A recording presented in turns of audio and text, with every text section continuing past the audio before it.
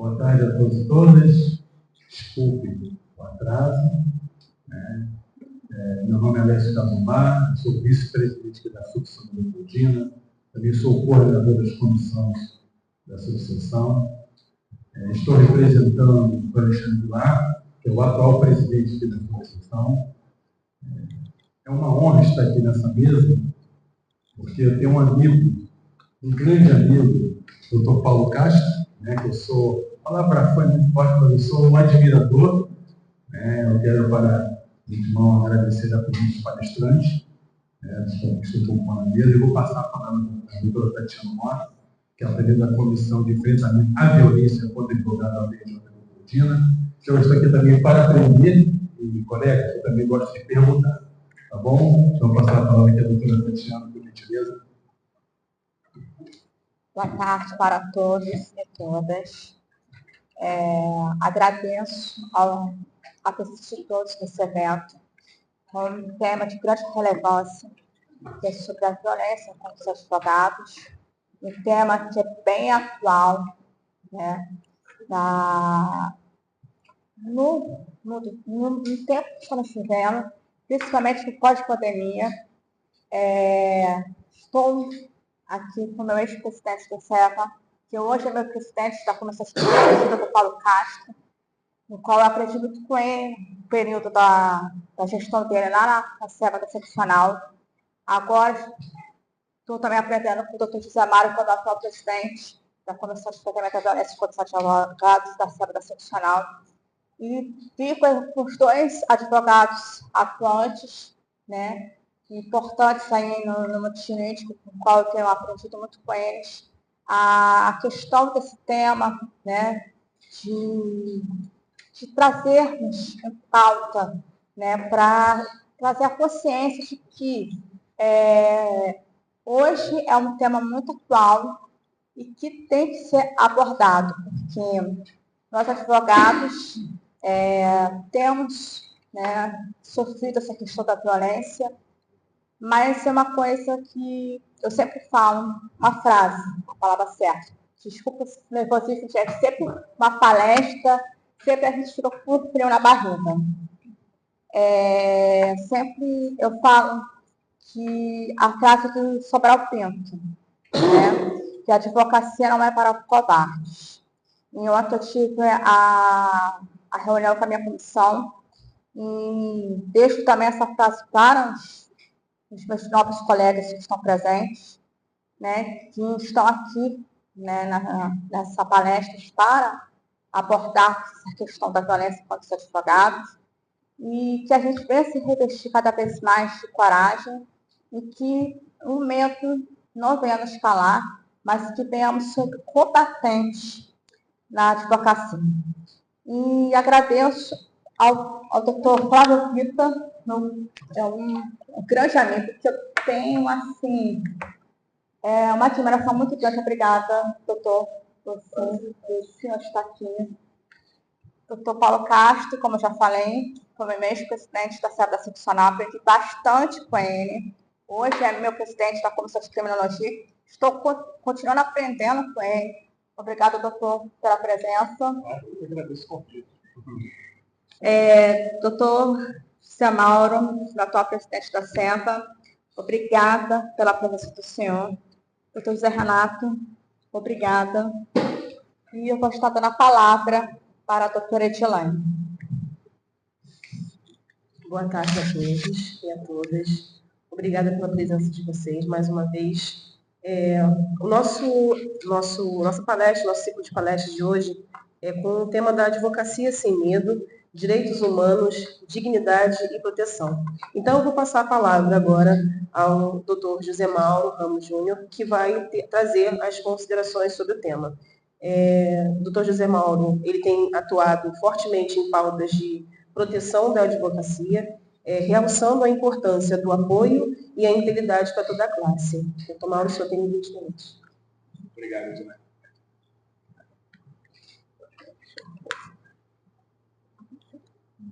Deixa eu passar isso aqui.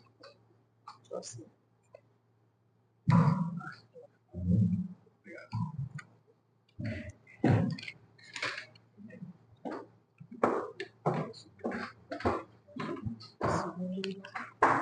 Obrigado, Janaína. Meu vice-presidente da OAB Leopoldina, doutor Alessio, na qual eu saúdo a todos os presentes na mesa desta palestra. Representante do presidente Alexandre Gara. Aguilar. Primeiramente, quero agradecer à presidente da mesa, a doutora Tatiana, pelo convite, né, que é um tema muito importante e relevante. Quero parabenizar, aproveitar a oportunidade de parabenizar aqui o doutor Paulo Castro, que eu sucedi, e é meu irmão no nosso dia. Parabenizar o doutor Renato Alves também, né, que é o nosso dia. E aos demais irmãos da plateia. Bom, esse tema é um tema muito sensível e nós, advogados, temos que tomar cuidado. Em que sentido?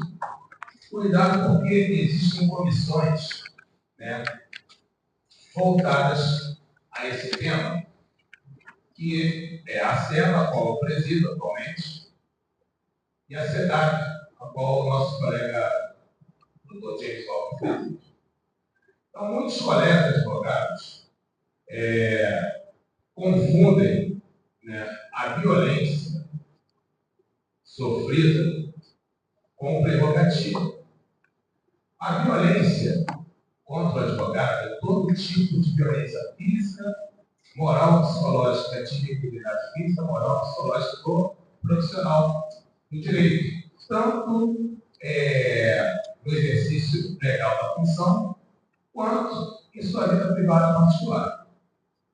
Então, a comissão a qual presido, que é a Comissão de Enfrentamento à Violência contra Advogados, da Seccional do Rio de Janeiro, a qual a doutora Ana Tereza Batini me confiou esse cargo, ela é competente para este assunto. Com relação ao direito do advogado, que são as prerrogativas, que existe a outra comissão, que é a SEDAC. Porém, muitas das vezes existe a confusão. Por quê? Porque o advogado entende que quando está sendo ferido o direito dele, uma prerrogativa, ele está sofrendo uma violência.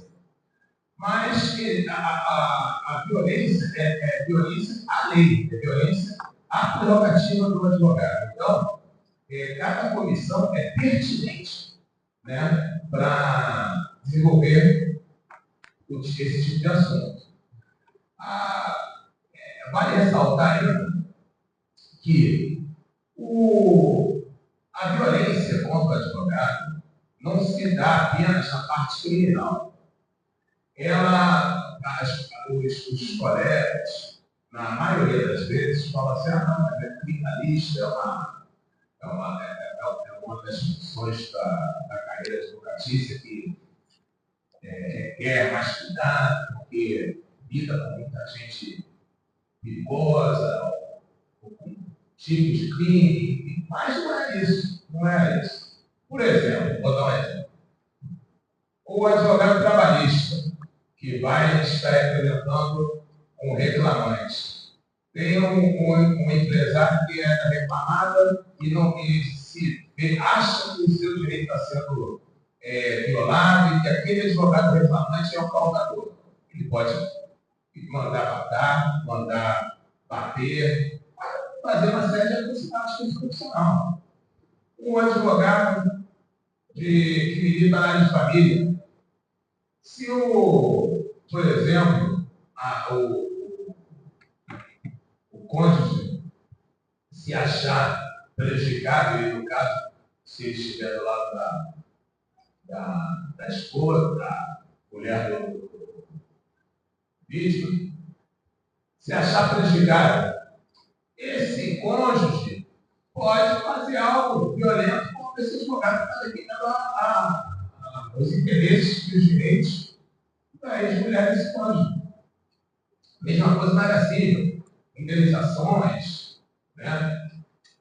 Então, a violência, ela pode partir por não importa o tipo de função, se é civil, criminal, trabalhista, não importa. A violência está aí. Por exemplo, um advogado na frente da seccional, ali onde tem ali o Ministério Público, foi brutalmente assassinado. Está em investigação, inclusive esse caso está comigo, né? Está em caráter sigiloso. Estão tendo diligências, né? Está sendo acompanhado pelo tribunal de júri. E ele não era criminalista, é o nosso colega que sofreu esse cultura de violência. Então, o advogado, ele tem que realmente advogar sem medo, porque a advocacia é uma profissão que não é para covarde, é uma profissão, como dizia Sobral Pinto, que não é para covardes. E para ter o advogado fazer valer seu direito, né, de trabalho, ele tem que ter uma proteção da instituição. E essa instituição que o ampara é a OAB. A OAB, ela não está aqui só para cobrar idade, não. Ela oferece toda uma estrutura para o advogado trabalhar. Mas ela tem que ver também lá nessa parte de violência psicológica. Ela tem que dar o apoio. E foi isso que ela fez nessa presidência. Ela está dando uma maior atenção. Eu tive uma reunião com a presidente, a doutora Davi, ela está dando uma maior atenção para justamente diminuir. Né? Zerar nunca vai zerar, mas diminuir e tentar até preventivamente coibir esse tipo de ataque aos advogados que são absurdos, que mexe justamente com o que nós estamos tendo aqui, com a parte dos direitos humanos e a dignidade. A parte de proteção é muito importante, mas eu vou deixar aqui o nosso colega, o doutor Renato Alves, falar um pouquinho a respeito. É muito importante, inclusive, aqui na mesa, eu tenho a honra de ter na comissão qual presido a própria mediadora, a doutora Tatiana Rosa e o doutor Renato Alves, que é o coordenador legislativo da Comissão de Tratamento da Violência contra a Mulher. Então, o advogado, ele não pode se sentir oprimido, não pode se sentir coagido, ele não pode sofrer qualquer tipo de inibição à sua profissão, até porque nós, advogados, somos a única profissão que está elencada na Constituição Federal, no seu artigo 133, que é indispensável a legislação da justiça. E, inclusive, eu aproveito a oportunidade para falar que nós, da CEPA, né, enviamos um ofício, nosso coordenador legislativo, doutor Renato Alves, eu pedi que ele fizesse esse ofício, pedi autorização ao presidente da seccional, doutor André Basílio, para enviar esse ofício para o Conselho Federal, para o Conselho Federal tomar uma atitude com relação à presidência da República e à Casa Civil, que formulou uma lei, que é a Lei 15.134, onde protege o juiz, magistrados, policiais, penais, membros do Ministério Público, advogado-geral da União, mas se esqueceu do advogado e do advogado. Isso não existe. Isso eu me senti afrontado. E na hora eu pedi que o meu coordenador legislativo fizesse o ofício, fosse enviado para a presidência. A presidência, por estar muito. Se começar há muito tempo, estava muito assoberbada, eu fui presencialmente e foi definido, já foi encaminhado esse ofício, porque o advogado e seus familiares têm que ser incluídos, porque eles dependem, você não pode, você jamais pode confundir o advogado com a parte. O advogado defende a causa, direito. Ele não defende, ele não está ali se por um acaso, supostamente, aquela pessoa que é seu cliente está sendo acusado de ser um traficante, ele não é traficante, ele está defendendo os interesses do cliente. A Constituição Federal diz, todos têm direito à defesa. Então, o advogado vai exercer o seu papel. E não pode ser, de maneira alguma, violentado. Aqui o doutor, nós temos aqui o doutor Paulo Castro, ele vai poder explorar também melhor a respeito da tecnologia que serve também para preventivamente, doutor, evitar certas animosidades contra nós advogados, né? Porque nós temos que trabalhar preventivamente, ou seja, vendo à frente, né? Então, esse tema é um tema que é de suma importância para que o profissional consiga exercer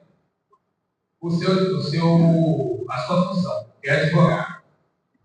E a advocacia, eu torno a repetir, não é para covarde, não pode ter medo. Eu não posso ter medo de ir em algum local fazer uma diligência, como aconteceu com um caso que eu, inclusive, pedi também para abrir um processo de ofício do doutor Davi, que foi brutalmente, né, agredido lá em Itaguaí.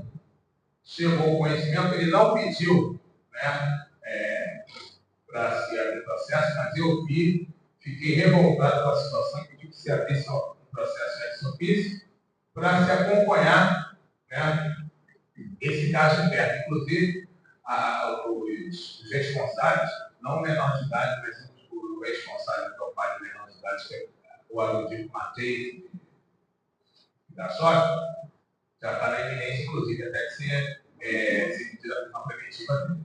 Nós estamos acompanhando de perto isso aí, porque isso é um absurdo. Eu não posso deixar que nós, colegas advogados, exercendo nossa função, sejamos agredidos, xingados, achincalhados, porque nós estamos no nosso exercício da função, estamos na Constituição Federal, no seu artigo 133. Então, eu pensei, bom, o advogado, ele, não importa o gênero, né, nem raça, né, eu costumo dizer que isso aí existe uma raça, que é a raça humana, né? Mas eu criei a Coordenadoria de Enfrentamento à Violência contra Advogadas Mulheres, no grupo de trabalho, dentro da cela. Porque, às vezes, a mulher a mulher advogada se sente mais à vontade para tratar com outra colega, né? Obviamente, sobre a minha supervisão de processo, mas eu tive essa ideia para que também as advogadas se sentissem amparadas e acolhidas. Tá? Mais uma vez, eu agradeço a presença dessa nobre e distinta plateia, agradeço a oportunidade, né, que o doutor Alessio, juntamente, que está representando o doutor Alexandre Aguilar, nosso presidente, está me dando com a doutora Tatiana, né, presidente da cela da Vila Coutinho e nossa vice-presidente, mediadora. Agradeço a oportunidade, muito obrigado, e era o que se continha aqui para vocês passar um pouquinho aqui essa explanação para vocês. Muito obrigado.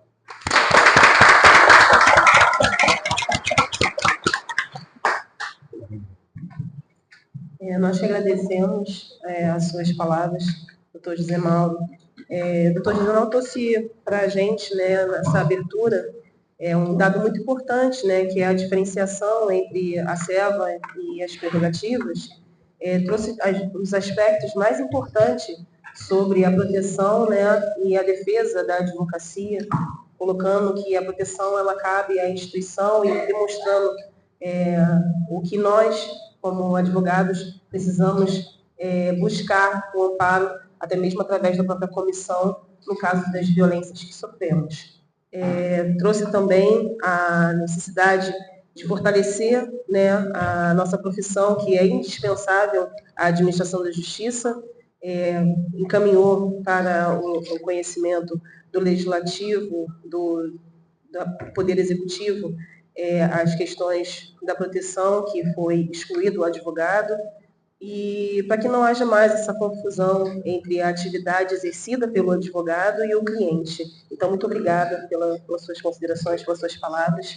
E para dar continuidade, nós teremos o Dr. Paulo Castro, que irá falar sobre advocacia e violação dos direitos humanos.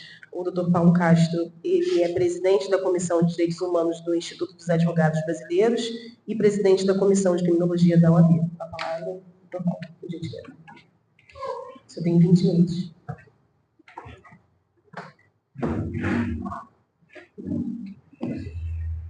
Boa tarde a todos e a todas. Cumprimento a mesa na figura do grande Botafoguense, a figura Alex, saudações botafoguenses. Cumprimento também o doutor José Mauro Júnior, doutor Renato Alves, doutor Edilane, doutor Flávio Quito, que acompanha a mesa, e cumprimento também a todos que nos assistem. O tema que nos propôs, através de uma conversa com a presidente Marcelo, foi falar um pouquinho sobre advocacia e direitos humanos.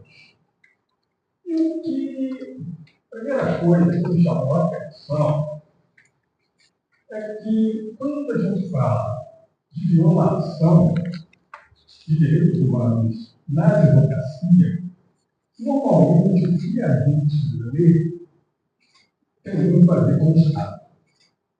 Mas eu resolvi limitar o tempo, não falar de todas as violações de direitos humanos, mas uma que tem muito mais a ver com o próprio exercício da advocacia, que é referente à capacidade postulatória.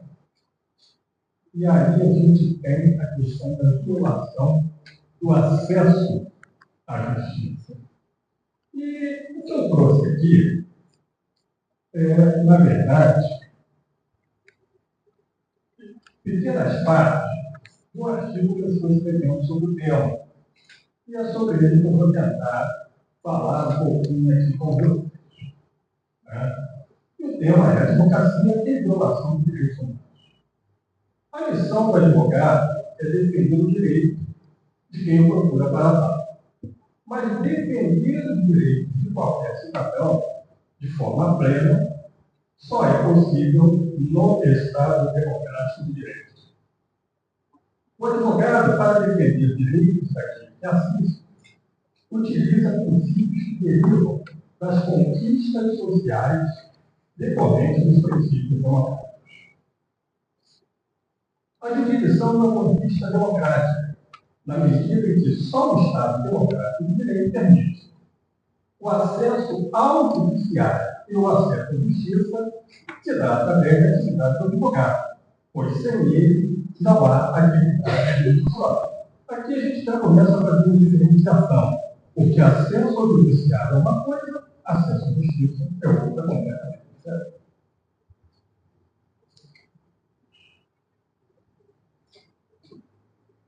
O advogado do Estado Democrático do Direito brasileiro vai construir um judiciário retirando da inércia em prol dos interesses de quem foi contratado para defender.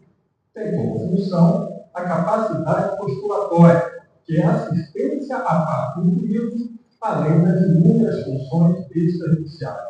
É aquela de resolução de conflitos que nem sempre se faz necessário levar ao judiciário. O advogado é agente fundamental da cidadania. responsável pela democracia perante o poder judiciário, e sua função é atuar na defesa dos direitos pesados e ameaçados das pessoas. No sede constitucional, a Constituição de 1988 exigiu o princípio constitucional da indispensabilidade e a unanimidade do advogado. A previsão coaduna-se com a necessária intervenção e participação da classe dos advogados na vida do Estado democrático de direito. Ao declarar que o advogado é essencial à defesa da lei, a Constituição da República prescreveu tornar obrigatória a participação do advogado no processo jurisdicional brasileiro. Isso a gente leu aqui. Este artigo é conhecido como o princípio constitucional da indispensabilidade da intervenção do advogado. Porém, seu dispositivo não é absoluto, já que a lei pode, excepcionalmente, otorgar isso vinculante a qualquer pessoa. É o advogado sempre o canal de comunicação com o judiciário na busca da justiça. Esses dados ressaltam mais uma vez a função pública exercida pelo advogado. E, por consequência, o nexo causal entre a Constituição e o advogado, como elemento dissertável à administração da justiça, é a preservação dos direitos mínimos da pessoa humana, supostos do Estado. Militam em favor dos advogados, portanto, inúmeras razões lógicas para que essa profissão seja levada ao nível constitucional, como tal e como função pública que é. Prevista na Carta Magna, nenhuma norma infraconstitucional poderá alterar as funções e o conteúdo. E os indivíduos ganharam a melhor proteção pela significação natural da posição, que a inserção constitucional proporciona. Aí nós temos aqui várias normas legais que incluíam a atividade da advocacia, como o Código do Processo Civil, o próprio Estatuto da Advocacia, seus provimentos, etc. A gente tem a questão aqui da Lei 12.906, da Estatuto da Advocacia, ela regula a atividade da advocacia no Brasil. Aí ressalta-se novamente que o advogado é indispensável à administração da justiça. Define que a atividade do advogado é uma prestação de serviço público em que exerce função social. Delineia que, atuando no processo judicial, o advogado contribui na postulação de decisão favorável ao seu constituinte, visando o convencimento do julgador. Prescreve que as atividades privativas da atuação do advogado são a postulação a qualquer órgão do Poder Judiciário. A gente tem que ter muita atenção a essa palavra postulação.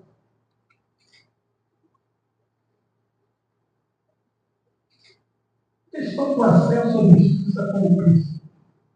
A palavra acesso traz a ideia de ingressar, de entrada, mas também traz um sentido de possibilidade de alcançar algo. A locução acesso à justiça, no plano do direito, representa esse segundo sentido, ou seja, a possibilidade de alcançar algo que é justamente o valor de justiça. É, pois, uma norma a princípio, garantidora de direitos violados ou ameaçados. A expressão acesso à justiça aqui deve ser interpretada como se estipulando lado centro. Assim, a concepção de acesso à justiça ultrapassa os limites da possibilidade de informação, como antigamente se pensava, para alcançar também a plena atuação das faculdades jurídicas do processo e a obtenção de uma decisão aderente ao direito material, desde que utilizada de forma adequada para o efeito. O processo à justiça deve ser entendido como princípio, pois é um mandamento nuclear e fundamental que forma todo o ordenamento jurídico. Aliás, o Código do Processo Civil também utiliza por duas vezes a locução acesso à justiça, nesse sentido, ao tratar da cooperação jurídica internacional e da petição judiciária. Também a nova constante do título dos direitos e garantias fundamentais, no capítulo dos direitos e deveres individuais e coletivos da Constituição da República, artigo 5, 35, ao garantir aos brasileiros e aos estrangeiros residentes do país que a lei não excluirá da apreciação do Poder Judiciário lesão ou ameaça de direito, obrigou, alterou o princípio de acesso à justiça sempre. Muito embora haja quem possa interpretar simples e erroneamente como acesso ao poder judiciário. O sentido e alcance de acesso à justiça é, consequentemente, o princípio do acesso à justiça. Tem que ser mais amplo que simples acesso ao poder judiciário, ou seja, o direito e a garantia do acesso à justiça não se esgotam no mero acesso ao poder judiciário, e também com a simples entrega da prestação ao jurisdicionário, sem a preocupação de realização da ordem jurídica justa. Questão referente ao acesso à justiça, ela diz muito mais. Ela diz respeito à celeridade do processo, a ter julgamento sem parcialidade e sem interferências, um resultado justo dentro dessa celeridade, e mais. Não é simplesmente aquele acesso ao poder judiciário através da justiça judicial. Conceito de acesso à justiça. Por que a questão de acesso à justiça? Porque quando for falar da violação de direitos humanos, vai vir justamente nessa parte referente à violação do acesso à justiça. A temática do acesso à justiça não é de hoje. Tem sido analisada e pesquisada por estudiosos. Mauro Capelletti debruçou sobre o tema de forma acentuadamente nociva. E, segundo ele, a expressão acesso à justiça serve para determinar duas finalidades básicas do sistema jurídico. O sistema pelo qual as pessoas podem reivindicar seus direitos ou resolver seus litigios sob o auxílio do Estado. Primeiro, o sistema deve ser igualmente acessível a todos. Segundo, ele deve produzir resultados que sejam individual e socialmente justos.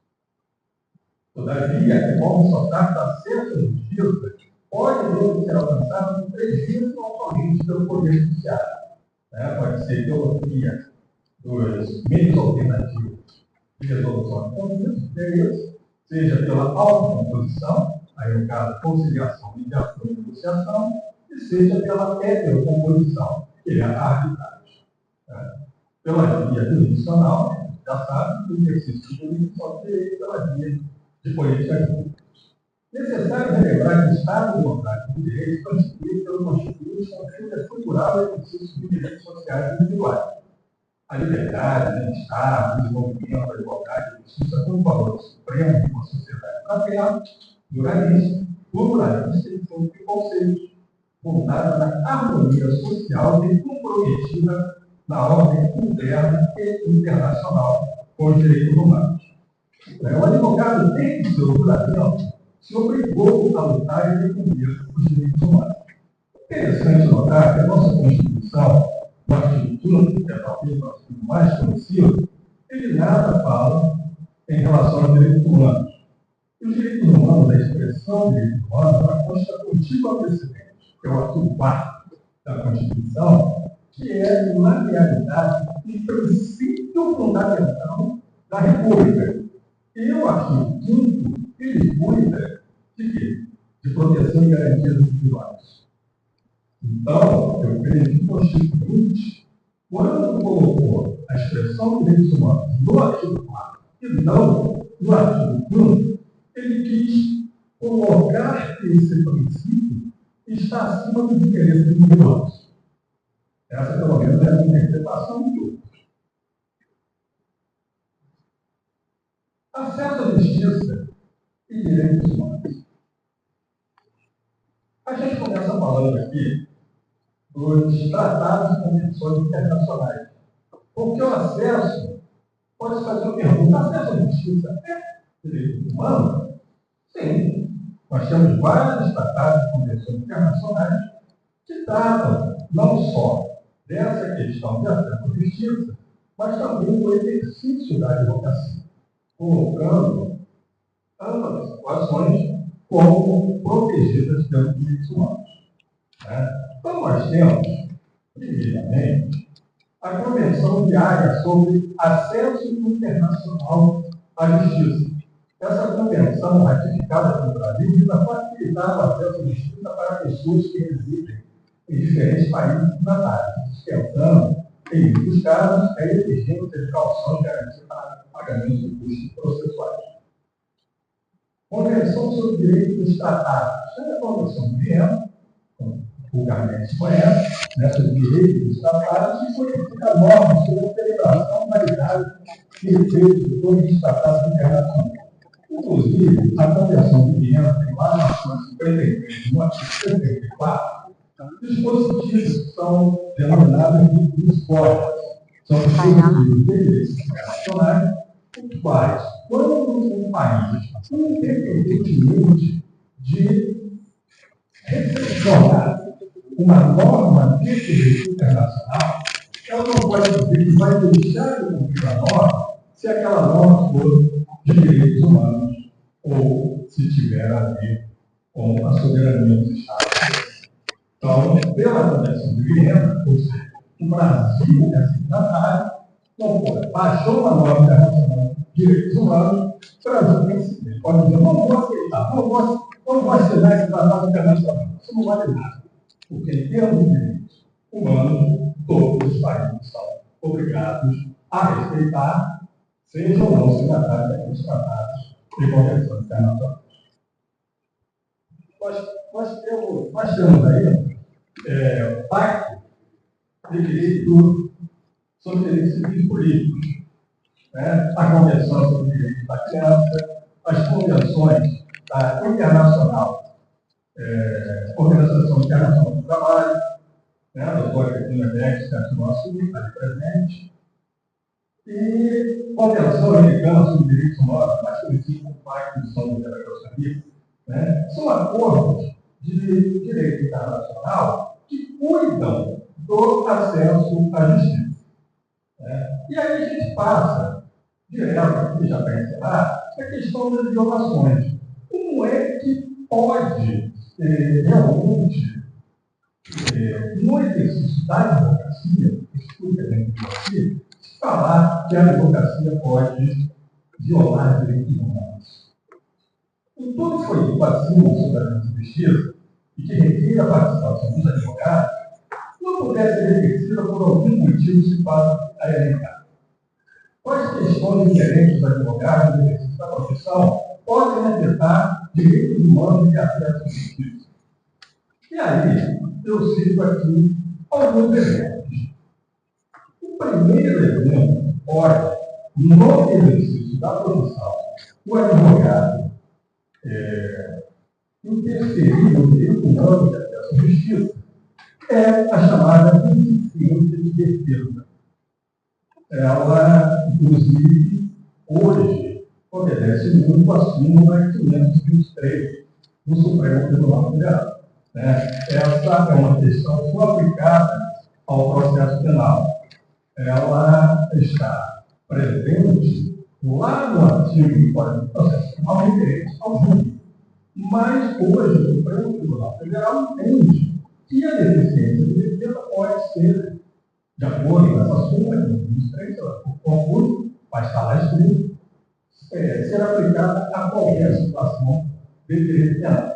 E isso faz todo sentido, porque uma pessoa mal defendida no aspecto criminal pode ter, sim, o seu acesso à justiça negado. Essa é a realidade. O advogado agiu mal, deixou de apresentar uma prova, deixou de requerer o que deveria, e aquela pessoa é prejudicada. E aí, a questão da acesso à justiça confere quanto é justo. Porque o advogado foi mal, não foi erradamente. E aí também, ainda nesse passo, temos o chamado de erro grosseiro do advogado. Se ele é advogado, se não é muito competente, é verdade, hoje o Flávio Brito até falou da situação onde ele passou ontem, lá em Três Rios. Os advogados também erram, isso é verdade. Mas quando ele erra, isso ele prejudica o direito do cliente. Ele prestou ação, ok. Mas lá no curso da ação, me deixou e cometeu um erro militar. E aí ele prejudica o cliente dele com aquele erro.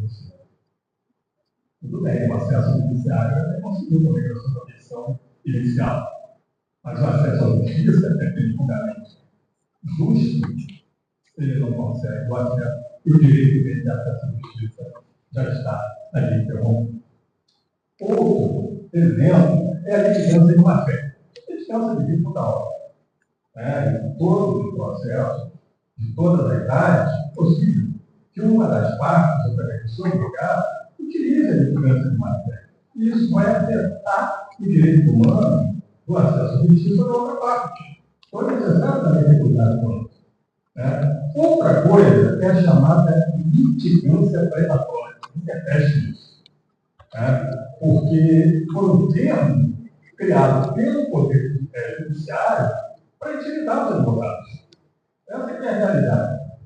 Você entra com um determinado número de ações e aí diz que o advogado praticou uma litigância predatória. Aí o próprio Estado juiz, praticando contra o advogado, tendo uma ação que pode sim levar a essa questão de violação do acesso à justiça.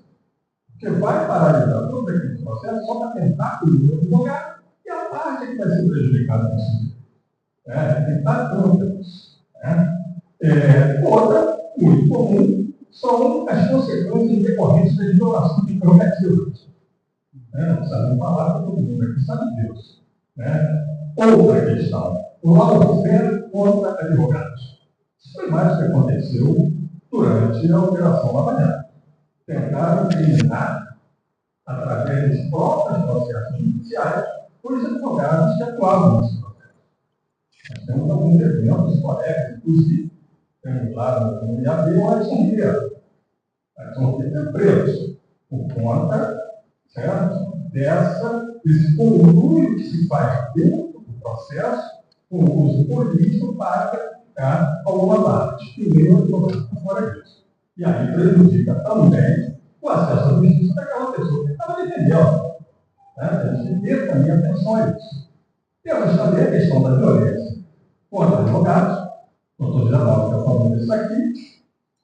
E por último, é a questão hoje muito comum, que é a do falso advogado. Nós temos aí diversos falsos advogados. Mas não temos nada mais. Aí não é exercício da advocacia propriamente, mas ele está interferindo na advocacia de alguém.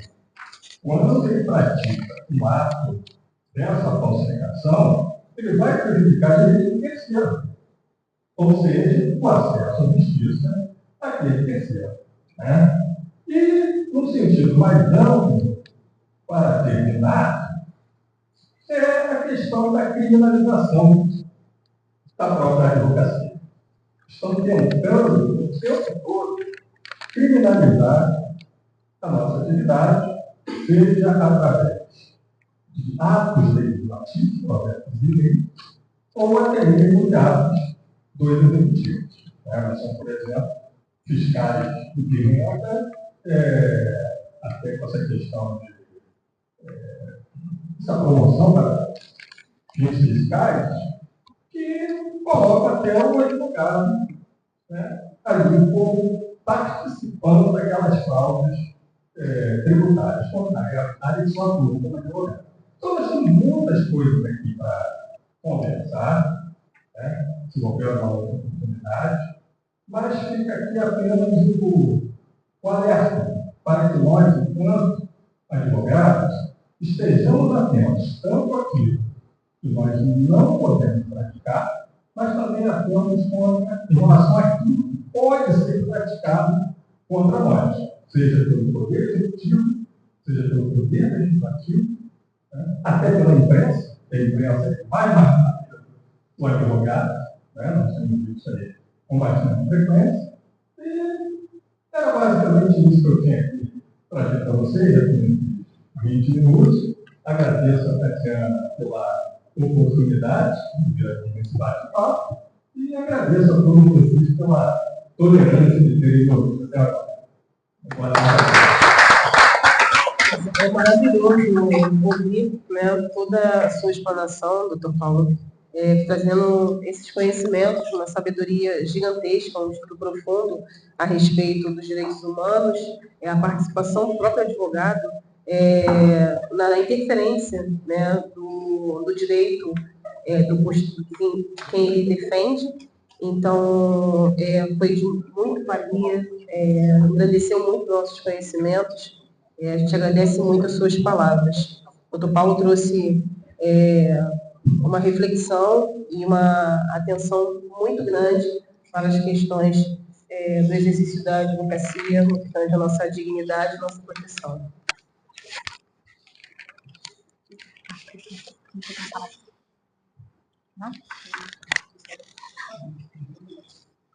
Dando continuidade, vou chamar a falar conosco.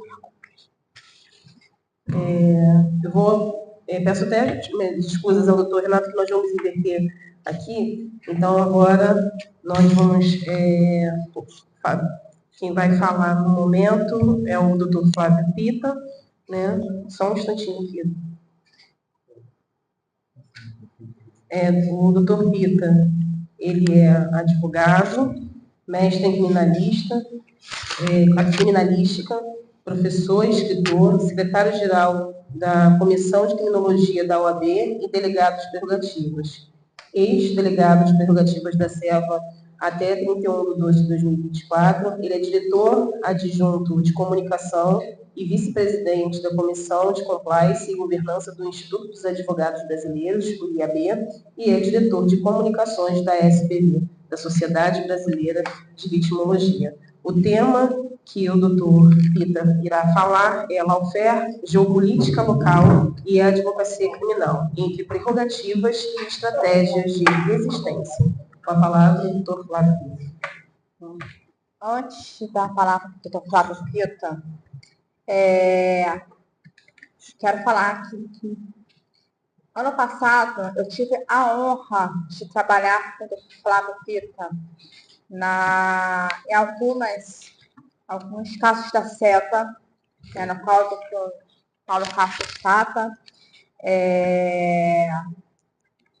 liderando, ele é o presidente da comissão, e eu tive nessa missão, conhecer o doutor Flávio Pita, a doutora Edilane, a honra, a palavra certa, a honra, E o doutor Flávio Pita, ele foi muito combatente, eu quero ressaltar isso, porque a gente tem que dar honra a quem merece honra. E ele foi um dos advogados muito combatentes na SEVA. Teve outros também, como a doutora Fernanda Pereira, teve até um nome agora, doutor Daniel. Foram advogados muito combatentes. Doutora Edilane, minha vice-presidente, que hoje tem a honra de estar com ela no meu lado aqui, na SEVA da Leopoldina. E assim, é um prazer estar com este nobre colega, que foi extremamente combatente, ajudou muito.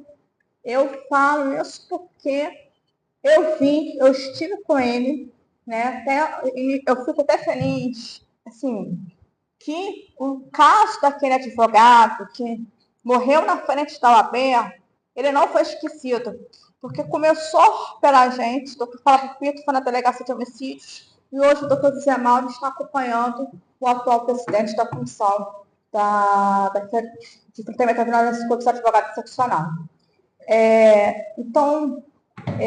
E hoje, eu tive a honra de trabalhar há pouco tempo, no caso, na comissão de tratamento da violência contra os advogados, doutor Rodrigo Morato. Muito obrigada, doutor, por você estar aqui. E assim, vamos nos unindo, combatendo essa violência, e infelizmente, é triste realidade, tá? Mas eu pedi a palavra para a doutora Edilane, ela não entendeu, para falar, para pontuar essa questão do meu amigo, o doutor Flávio Pita, né, desses colegas que foram muito combatentes, doutora Fernanda Pereira, que também liderou o grupo de violência contra os advogados, como a doutora Érica Bonfim, hoje, a nossa vice-presidente da seccional, está liderando. Então, a gente tem que dar honra a quem merece honra. Então, esses advogados que estou citando merecem toda a honra e todos os nossos aplausos, por favor.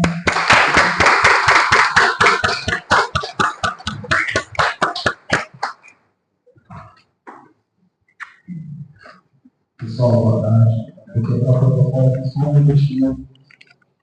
Eu não estudo na palestra, mas eu não consigo. Eu acho que todo surpresa, igual o tempo, começou toda a aula com as coisas sobre, né? Mas a Tatiana, a doutora Tatiana, a doutora Giane, o doutor Paulo, entre outros amigos que eu trago no coração, que eu falo quase todos os dias, né? Às vezes eu bloqueio eles, tá? Tem um grupo que às vezes eu muito que eu não quero falar com eles, eu fico deixando trabalhar. Mas são pessoas muito queridas, sabe? As tuas palavras, o teu carinho, você sabe o quanto são importantes, né? Assim como você, não é? Mas vamos lá, pessoal. Meu nome é Flávio, né? Vocês sabem. Quero agradecer o convite pela doutora Tatiana, pela doutora Giane, me parece que eu conheci hoje, foi uma honra. Amigo do meu amigo, meu melhor amigo, né? Para palestrar aqui para vocês, confesso que eu vejo 3 semanas de trabalho absurdas. A minha equipe está aqui presente, uma parte da equipe está presente, a doutora Fernanda, as minhas mentoradas, a doutora Carol e a doutora Rayane, meus amigos de gabinete, economistas, diretor de tecnologia, doutor Vizinho, tudo Paulo. Eu tive muito tempo de trabalhar na divulgação do evento, ou de preparar o evento. Vocês terem ideia, eu escrevi essa palestra agora de manhã, de 1 hora antes de ir para casa. A gente vive no tempo de direito penal, né, a educação criminal, ela é encarada de uma forma melhor. Tenho certeza que todos aqui já chegaram na delegacia e já foram tratados como se fossem todos seus clientes, né? Pior, chefes de facção, né? Já passaram por isso? Pois é, a gente já passou lá no meu escritório. Um cliente do meu escritório, que nós pedimos a atenção dele, ele fez uma notícia na delegacia de organização criminosa contra toda a equipe. E foi um trabalho danado, né, Paulo? Para a gente resolver isso antes de gerar algum problema. Devedor, infelizmente. E eu nem faço utilização, né? Mas a gente vive nesse tempo que o direito penal, em vez de corrigir garantias, ele é instrumentalizado para perseguir advogados, para perseguir pessoas, para perseguir contra a criminalidade, né? Pessoas negras, pessoas pobres, pessoas amarelas, ou pessoas ou estrangeiros, pessoas magras, gordas, sempre tem um motivo para perseguir o outro.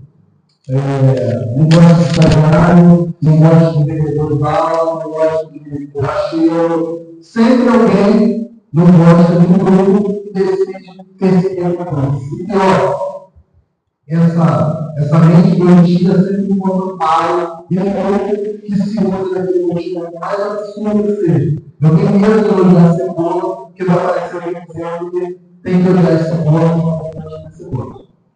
Hoje eu não corri para a nossa vigência, óbvio, região política local, e a democracia criminal, as prerrogativas e as estratégias que a gente tem. O que é a oferta? Alguém sabe me dizer? O pessoal do escritório já sabe de cor, né? É o uso estratégico da lei para punir adversários.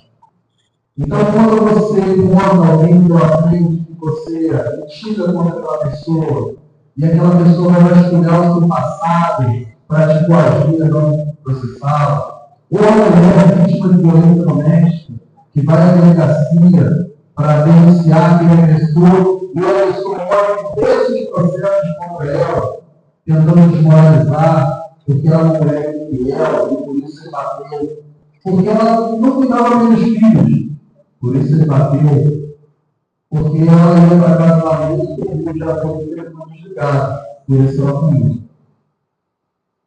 E quando tudo isso se traduz num processo judicial, ou num procedimento, ou numa legislação pública, a gente tem lawfare. A destruição das reputações. Vou contar do seu papelzinho, tá, Giovanni? Conhece, né? Ele está falando uma hora, gente. Fica à vontade. A manipulação das experiências específicas, né? A tipificação, por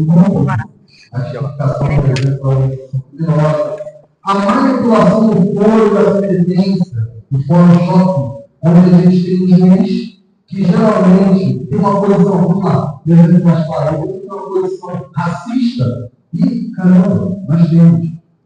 E aquela pessoa, para identificar como uma pessoa boa, ela procura manipular as coisas para que aquele processo vá para aquela vaga, para aquela televisão, para aquele juiz, para poder ter uma defesa da sua violência. E essa coisa que a gente vê essa sincronização do Ministério Público de Justiça e mídia. Né? Eu sou advogado, atuo em grandes operações, e a mídia sabe que a grande operação do cliente é antes de 6 horas da manhã, quando o Ministério Público chega lá na porta do meu cliente, a mídia já até postura, está batendo no jornal, já é todo mundo lê. Isso é lawfare. E aí o lawfare no Brasil encontrou um paro na nossa geopolítica conturbada. Esse terreno fértil, a territoriação do poder penal, a forma como o Estado trata as regiões. Então, nós defendemos na tribuna, há 2 semanas atrás, na tribuna do IAB, um projeto de lei que vai obrigar as plataformas a dizer os seus mapas que são áreas de risco e não permitir nos carros de aplicativo trafeguem nos locais, salvo se o usuário aceitar um termo de responsabilidade. Então, aquela pessoa que mora no contexto de Tanguém, por exemplo, que já é marginalizada, ela se dirá ainda mais marginalizada, porque o aplicativo não vai querer andar.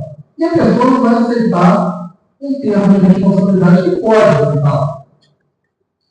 Isso, nesse conceito de geopolítica local, ele passa a ser uma repressão acima da repressão jurídica, mas uma repressão social também, uma perseguição de uma regra revestida nos donos do poder. Nesses territórios generalizados, o lawfare não precisa de grandes espetáculos. Basta uma denúncia anônima. Quem trabalha no Ministério Público, um grupo de atuação especial do Ministério Público, sabe que basta uma denúncia anônima sem nenhuma individualização para justificar um pedido de investigação, uma pergunta preventiva e coisas nesse sentido. Salvo os olhos de mundo, a lógica é que o lawfare é uma exceção. A rotina se disfarça por normalidade, abre espaço para operações judiciais marcadas, seletivamente, sob o pretexto de que ninguém nunca terminou um processo e você não tem um pretexto possível daquela investigação. As prisões cautelares são regra, são antecipações dela. Então, se você é preso no início de uma operação policial, provavelmente você só vai ser liberto após cumprir a pena. É muito difícil você voltar, você tem a liberdade. As audiências de custodia são meras formalidades que ratificam as prisões. E as decisões sempre genéricas criadas e coladas. Eu tive um professor que ele falava comigo que para você saber se uma decisão é genérica, você tem que verificar se ela é aplicada a qualquer outro processo. E aí você pega uma decisão de um juiz qualquer, e você sai escolhendo aleatoriamente o processo que você quer aplicar para todos. É simplesmente genérico, uma coleta, e ele edita uma orelha ou outra para editar. E ainda que a nossa legislação impeça isso, é o que nós temos. Mas, brigando pelas nossas prerrogativas, pela nossa resistência, a jurisprudência ela tem apoiado o jogo. E a gente tem muita coisa recente nesse sentido, né? Por exemplo, eu separei para vocês, e estava separando aqui durante a palestra dos colegas anteriores, o RHC 17473 de São Paulo, onde a terceira sessão do STJ decidiu que polícia e Ministério Público não podem mais solicitar relatório do quadro, diretamente do seu Poder Judicial. Eu falo para vocês, meu escritório trabalha em uma operação onde cumpriu alguns mandados de busca e apreensão às vésperas do ano novo, foi no dia 27 de dezembro, quando diversos influenciadores, inclusive o maior influenciador do Brasil e do seguidores, que é nosso cliente, baseado em uma suposta lavagem de capitais feita pelos nossos clientes para o PCC. A investigação segura, passei janeiro trabalhando, sem janeiro trabalhando, sem crédito, sem pausa, sem nada. E a polícia, a delegacia de São Paulo, e o governador, sem nenhuma menção à ligação dos clientes com o PCC. O Ministério Público de São Paulo pediu ao juiz que pedisse para o delegado se manifestar onde ele estava a possível ligação do PCC, até para decidir se ia continuar no Código de Barracuda, no Código de Discriminação Titular, ou se ia mandar para a Justiça Comum. Isso foi em junho, aí não apareceu essa ligação. Ou seja, não tinha. Isso foi plantado a partir de relatórios que foram solicitados diretamente pelo delegado e seguiu essa bagunça toda e destruiu a reputação de pessoas. Essa reputação não se faz novamente, ela não se constrói novamente. Isso acontece também com advogados.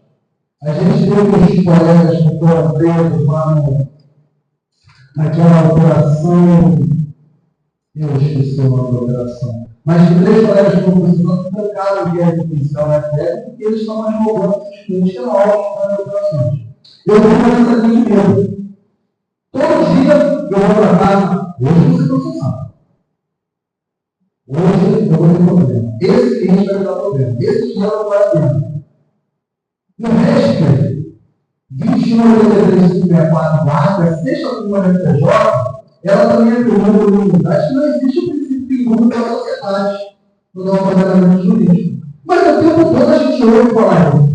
Para a denúncia, basta uma simples desconfiança do fato. Não precisa ter materialidade autorizada em prol da sociedade. E aí, o Tribunal Superior diz que não é assim. Na reclamação 8133, tinha uma regra disponível.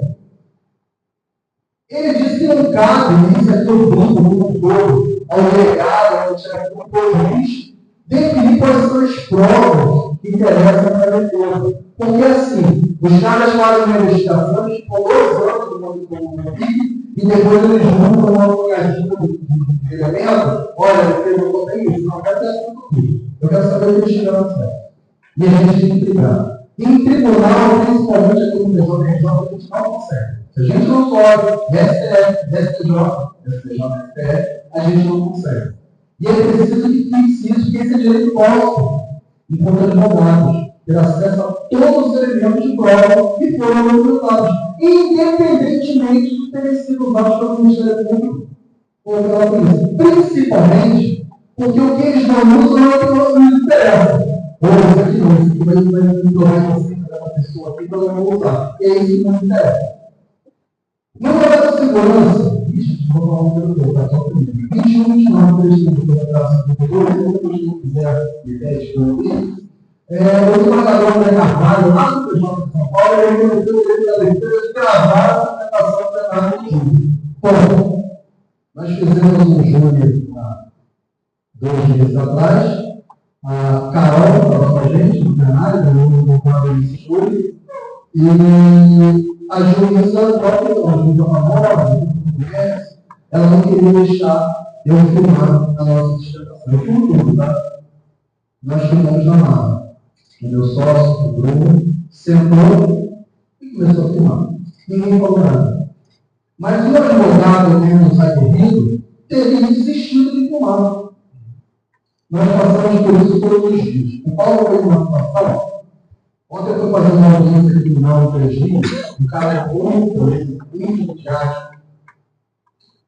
Eu estava com assistente de acusação, então para mim foi cômodo.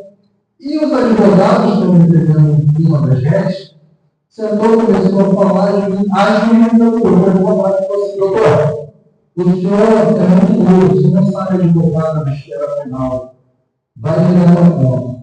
Eu estava sentado na ponta, como ex-delegado na cela, como atual delegado de prerrogativa, como eu era primeira ídolo, eu devia advogados. Só que como a advogada já foi ignorante trabalha comigo, eu deixei ele resolver comigo. Né? Mas como isso vai acontecer? Isso jamais aconteceria comigo, quem trabalha comigo, ou com os meus alunos. Já passei por situações onde eu estava e queria uma testemunha, e eu perguntei ao testemunho, mas se você estava tão longe, como é que você viu a placa? Chega sexta-feira, a gente sobe para eu com a família e a gente quer lá para o mar. E por isso que pareça, a Piracaria existe em Angra. Agora eu pergunto, vocês já ouviram falar de pirataria em Angra? Existe e existe pesado. Uma noite, eu falei, eu vou dormir aqui na ilha de Praiadá. Estou lá, deitado, vendo o jornal, e daqui a pouco a lancha começa a balançar. Quando eu olho, eu fico pensando na lancha. Eu não penso mais nele. Se morreu, se não morreu, só Deus sabe. E aí, fiz o disparo, a pessoa pulou para a água, e ele foi embora. Comecei a conversar, que nunca tinha acontecido comigo. E é recorrente, a pessoa vem já para quem está vendo no mar, e faz assalto, estupro, e todo tipo de violência que vocês possam imaginar. Estou falando de 2025, aqui do nosso lado. Exatamente, 140 quilômetros do Rio de Janeiro. Ou seja, a violência está em qualquer local. No domingo agora, eu estava no hotel Rios e saí do primeiro para casa. Voltando para casa, recebi uma mensagem. Não vem agora, não. Teve um atentado aqui próximo. Um carro, não sei de quem, para o pessoal envolvido com jogo do bicho, estava numa Hilux e dispararam. A Barra da Tijuca não tem local mais tranquilo no Rio de Janeiro. Nós vivemos, foi comigo, nós vivemos uma guerra civil não declarada. E o advogado está exposto, porque ele defende todo tipo de causa. Advogado atuante, competente, quando ele ganha uma causa, a parte que perde, fica com raiva, não é quem está acionando a justiça, fica com raiva do advogado. E qualquer violência do advogado vai sofrer, como é que ele vai se defender? O doutor Cláudio falou sobre o que aconteceu no passado. Na porta da OAB, um colega nosso foi executado. Até quando nós vamos ficar calados, sendo omissos com relação a esse tema? Temos que cobrar a nossa seccional tem que cobrar a OAB Nacional para que faça ingerência no Congresso, seja no Senado, seja na Câmara, para que a lei seja aprovada e que todos nós possamos ter tanto a posse quanto a porte. Conversando com o doutor Luiz Heraldo, nós vamos preparar uma cartilha para ser disponibilizada pela CELA, pela seccional, para se distribuir, explicando passo a passo que cada advogado deve fazer para conseguir ter a sua posse. Todos os critérios são objetivos, exceto a efetiva necessidade. E, como eu falei anteriormente, a efetiva necessidade é subjetiva. Mas é isso que nós estamos podendo fazer, e eu quero convidar que todos, dentro da possibilidade, cobrem o tempo todo, para que esse direito seja assegurado a cada um dos advogados. E quem quiser fazer uso desse direito, que assim eu faço. Doutora Tatiana, doutor Alex, caros colegas, muito obrigado pela oportunidade. Eu me coloco à disposição de todos os doutores para o que precisar acerca do tema. Boa tarde.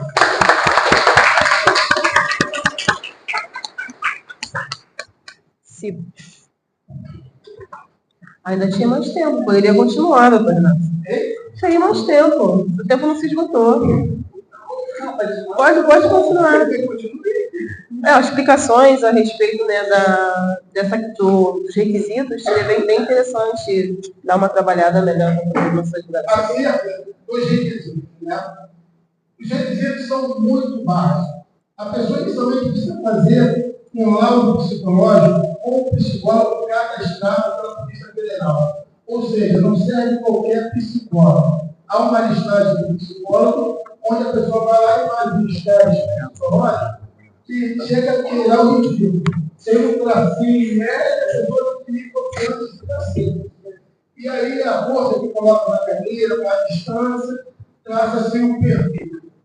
Aprovado, se for aprovada, que a pessoa está a manusear uma arma de fogo, aí essa pessoa pode fazer o laudo de tiro. O que é o laudo de tiro? É um laudo da pessoa, no instante de tiro, ela vai efetuar 20 disparos e ela tem que ter 75% de acerto. E aí, ela atingindo isso, o instrutor de tiro vai dar um laudo. Esse instrutor também é credenciado pela Polícia Federal e vai falar que a pessoa está apta a ter uma arma de fogo. Feito isso, aí a documentação são certidões. A pessoa não pode estar surreal, respondendo para a Polícia Federal. O fato de você responder já te torna criminoso, é surreal. Se tiver respondendo alguma coisa, ele já nega. Então ele não pode estar respondendo e nem ter condenação criminal. Aí vai pegar as certidões criminais, certidões da Justiça Federal, da Justiça Militar, da Justiça Federal, Militar, Eleitoral. Vai juntar todos esses documentos com comprovante de renda, evidências e documentos pessoais e vai dar entrada. Porém, quando ele, antes da entrada, ele vai ter que justificar qual o motivo que ele deu a arma. E esse é o problema, é a efetiva necessidade. É discricionário. Discricionalidade que é complicado. Exato, discricionário que é analisa, porque a pessoa fala, eu moro num bairro que é extremamente violento, eu moro num bairro onde a tráfico, a milícia, ele fala que isso aí é abstrato. Eu tenho um caso concreto hoje, um morador do bairro do Carneiro, mora há 45 anos, o filho dele foi atendido pelo miliciano. Ele não pensou duas vezes, foi até o miliciano e deu a surra.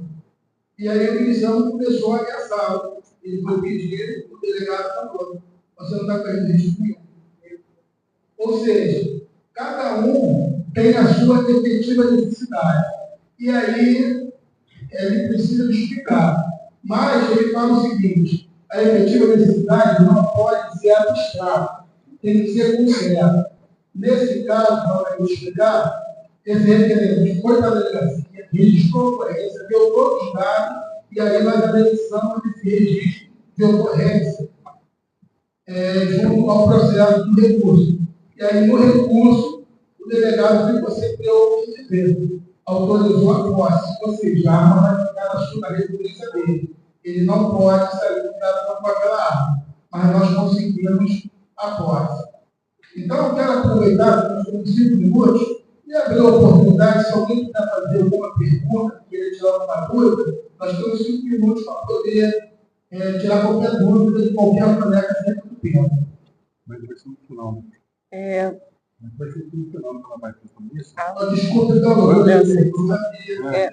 Só. Alô? Vem, por favor.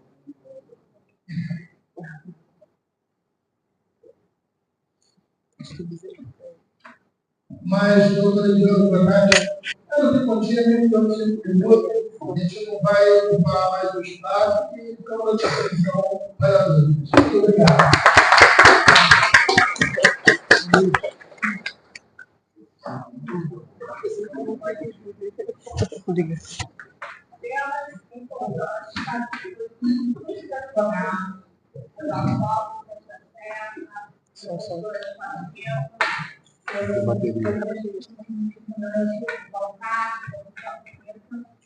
E essa questão da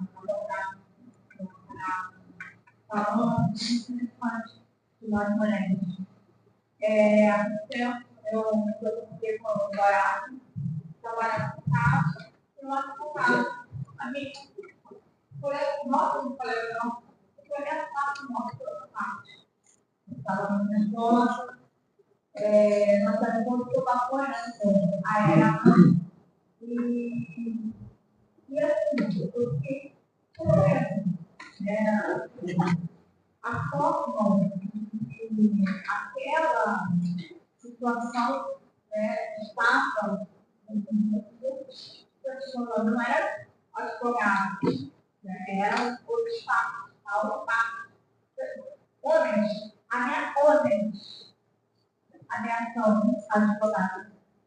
fonte. E ela estava e ali, eu magicamente, né, eu vi a importância da condição de tratamento com os advogados. Eu vou ser sincera, antigamente eu tinha essa questão da arma, tinha minhas populações contra. Mas, quando eu venho vendo as questões atuais, principalmente o Renato trouxe como participações, nós, mulheres advogadas, eu fui a favor de ter armamento. É o pensamento. Mas, pelo nosso colegas, aqueles comportamentos, mas eu falo que ele pediu para fazer aqui uma ressalva questão do armamento do jogar também, sobre o tem eu tive hoje a honra de ganhar, parabéns pelo Israel.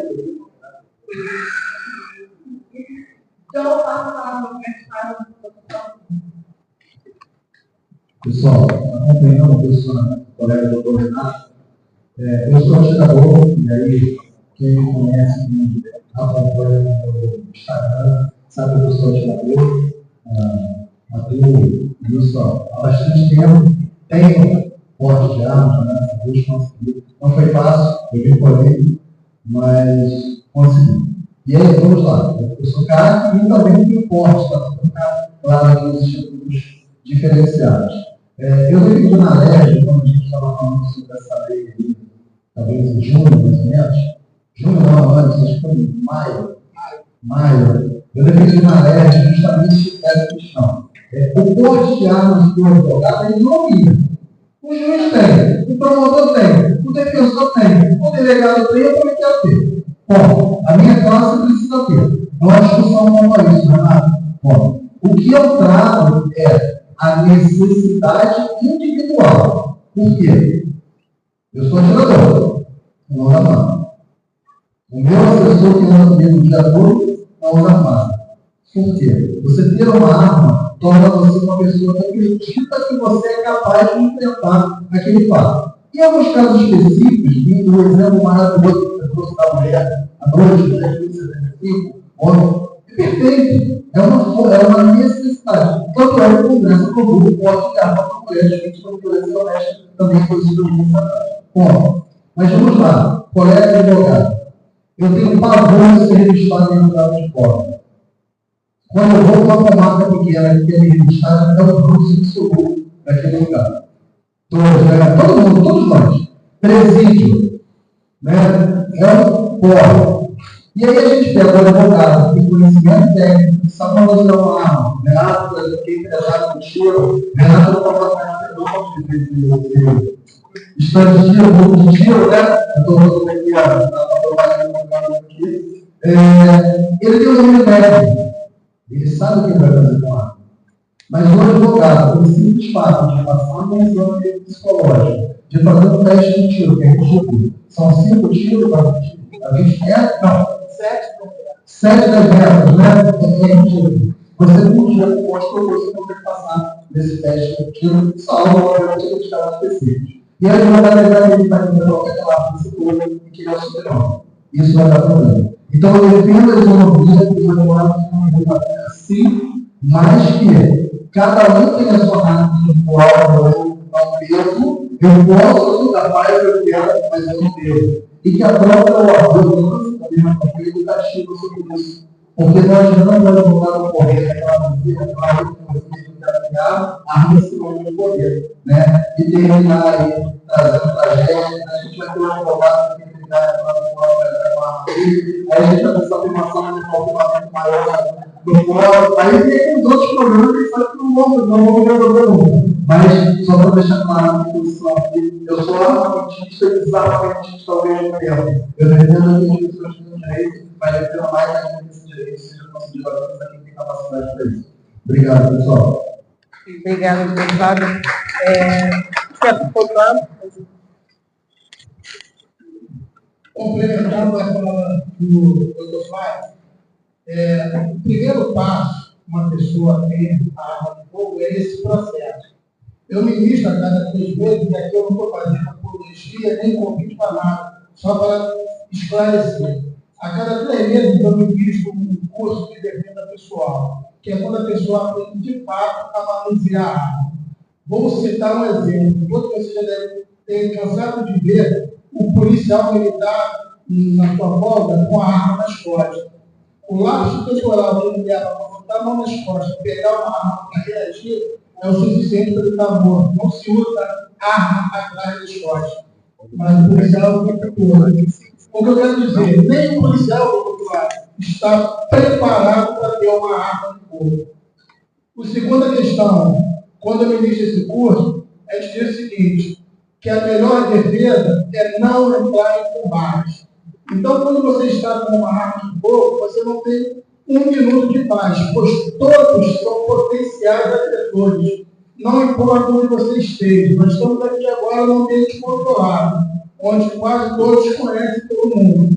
Mas imagine essa palestra aqui lotada que a gente não sabe quem é quem. Basta uma pessoa armada para estar aqui dentro e acontecer uma tragédia. Então, o melhor defesa é não entrar em combate. É o quê? É você fugir. Você fica atento a todos que estão próximos. Segundo, local onde você pode se abrigar. Você não reage. Primeiro, você se abriga. O corpo é sensível. Você achar que só você vai disparar e vai acertar o agressor e não vai levar um tiro, é pura imaginação de filme de Hollywood. Então, é procurar o local onde você tem abrigo. A partir daí, você poder reagir. Então, existe uma série de questões técnicas que, após a pessoa ter arma, tem uma pessoa que tirou a aplicação. Tirou a aplicação, eu me lembro, com 18 anos, comprei um carrinho Chevette, esquina da Rio Branco, eu bati no carro. Porque achava que estava habilitado, estava preparado e não estava. A arma de fogo é a mesma coisa. O fato de você ter não significa que você está habilitado a utilizar. Primeira coisa, curso. Segundo, treinamento. Diariamente, de frente para o espelho, eu faço 20 saques, diariamente. Para quê? Criar memória muscular. Quando você precisar agir, você não pensa, é automático. Então, essa é a parte técnica que nos cursos a gente começa a explicar. Obrigada a todos. Vou passar para finalizar a questão que a gente fez aqui um mínimo debate, né, que foi muito produtivo, para o doutor Paulo Castro, estou aqui, a gente passa o encerramento.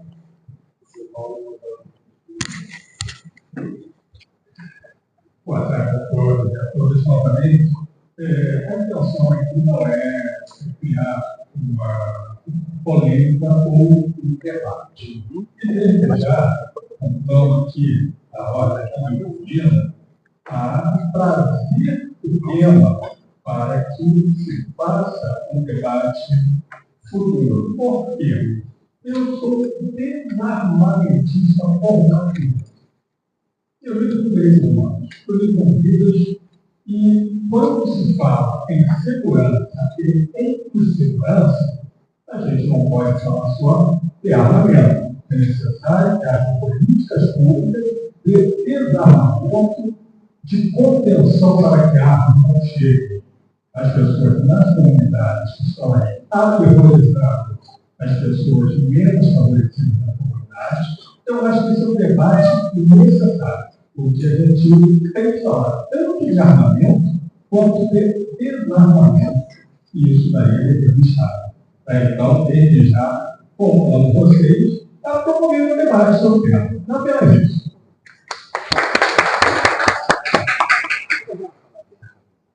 Por 5 minutinhos?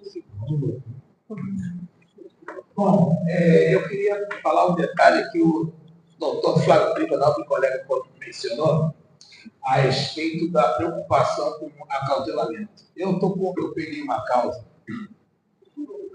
de um policial militar, e esse policial militar foi numa casa de show, e nessa casa de show, ele foi entrar armado. Aí ele disse, olha, aqui não tem lugar para cautelar.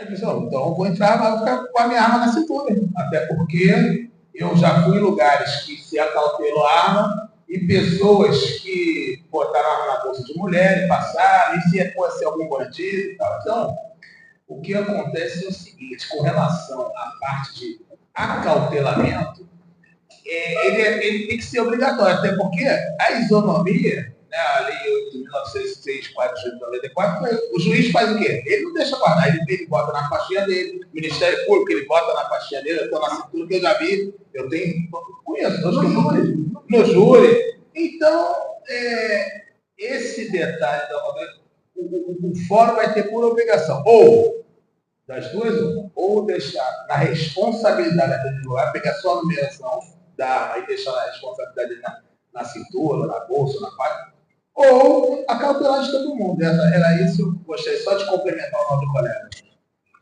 Obrigado. Vou passar a palavra para a doutora Tatiana para fazer o encerramento.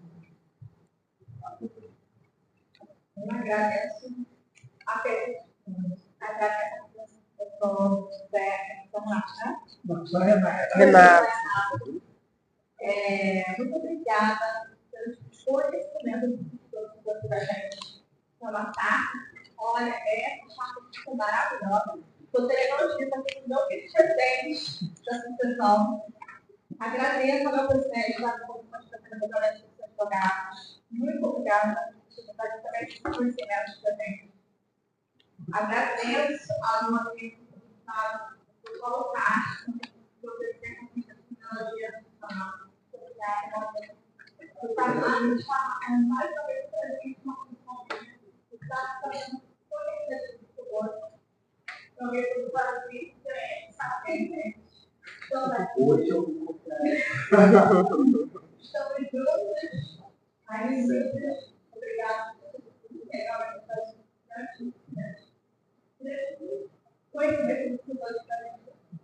agradeço a minha amiga do personagem, muito obrigada, porque esse evento, né, eu estou com a sua ajuda com você, acontecer, porque eu sempre falo uma frase, muito sobre paixão. E ninguém faz nada sozinho. Então, se hoje está tendo sucesso, né, nessa palestra, é porque tem possibilidade de trabalhar comigo. Agradeço ao doutorante Alexandre pela rica oportunidade e agradeço ao meu amigo doutor Alessio pela recomendação de direito. Muito obrigada por estar a ver a palestra, que seja uma palestra que não pode ser informada. Agradeço aos meus alunos da escola pedagogia, também da profissional e aos docentes da Comissão de Tratamento dos Advogados que estão presentes. Muito obrigada.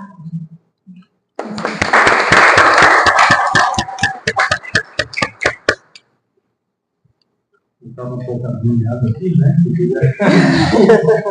Como ideologia, por armamento, comecei a me coçar aqui, mas me desculpe, né? Porque até estava conversando, se não tema para conversar aqui, é outro tema, é outro embate, né? Porque, se me desculpe, eu acho que nós estamos passando um momento no nosso país complicado. Né? Complicado. Eu sou da paz, eu acho que sou a favor do armamento. Armamento para aquelas pessoas que são capazes e têm saúde mental. É importante isso. Então, como fala livros em vez de armas, né? Então, acho que nós estamos aqui em busca do melhor. Nós somos advogados, trabalhamos pela democracia para um país saudável. Infelizmente, a culpa do que está acontecendo é do Estado. Às vezes, como as pessoas também, imagina, eu estou fazendo uma audiência, um colega me trata mal, saca a arma do time dele, que loucura. Não é? É capaz do doutor que tem um conhecimento muito mais ágil falando para ele, não, você está equivocado e não vai sacar a arma. E aquele advogado que não tem conhecimento nenhum, né, de como portar uma arma contigo. Então, eu prezo muito a questão da humanidade, do diálogo, da democracia. Lógico, infelizmente, tem pessoas, né, existe o bem e o mal. Né? O mal está aí, mas o bem funciona. E eu creio, tenho toda certeza que todos aqui são do bem. Eu agradeço muito a vocês, aprendi com o doutor Renato, né? vou convidá-lo, intimá-lo, né, que está ouvindo, o pessoal está assistindo aqui no YouTube, intimá-lo a voltar. Tá? Não, sim. E eu espero estar presente também, logicamente, e a doutora Tatiana traga um tema que você possa palestrar, né? Juntamente com o doutor Zé Mauro, parabéns pela sua presença, prazer conhecê-lo. A doutora Tatiana já é da casa, ia ter uma admiração muito grande. Doutora Pedro, uma colega minha, a doutora Beatriz Vera, fez uma live, ela falou assim, doutor Flávio Pinto, aí, poxa, vamos fazer um abraço para ele, eu sou uma pessoa muito bem conhecida, e eu fico honrado de estar com a vida aqui e estar a sua. E o doutor Paulo Castro, eu tenho que falar que é uma pessoa que tem um carinho muito grande, já conheço há bastante tempo, uma pessoa de renome, eu tenho um apreço muito grande, e vou falar da minha querida amiga Tatiana, presidente da Comissão Leopoldina. Eu sou a favor e trabalho sempre com os colegas, presidentes de comissão, atuo e trago pessoas competentes para que abra diante a nossa advocacia e os cidadãos. Agradeço a toda de vocês que estão aqui presentes, estão no canal do YouTube, desejo sucesso a todos. Eu vou aproveitar, antes que eu termine, eu tenho 5 minutos, não, né? Tem.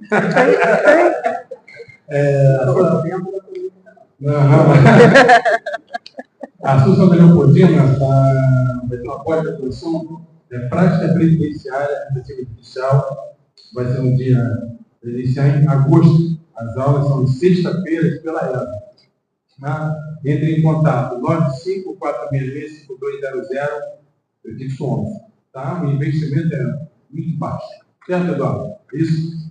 E tem outro também aqui, do professor Iago Calado, a nova BPC Lourdes, né? Também pela ESA, é de 2 e 3 de setembro, 19h30 a 21h30. Pode ser online, né? É importante vocês acompanharem os eventos da Associação da Leopoldina, os eventos, por quê? Porque os nossos cursos, as palestras, é importante para que o advogado que está começando possa ter conteúdo para a sua caminhada. Né? E uma coisa que eu falar, mas lembrei, é importante, eu conheci com os novos advogados, importantes como o doutor Renato, o Zé Mauro, o doutor Flávio, os acolherem. Eu tenho uma proposta para passar para o presidente, que a OAB Jovem comungue com os advogados mais experientes. Porque é importante a sua fala, a sua. Os jovens que estão chegando, ele não sabe como é que funciona. Não entende a questão de prerrogativas, né? Porque a violência do advogado não entende. Então, eu acho importante a presença de você aparece e volta a repetir os edições, mas também a retornar. Então, muito obrigado a todos pelo carinho. Um abraço também ao Alexandre Pilar, que confia no meu trabalho aqui da associação. Felicidades a todos e até a próxima.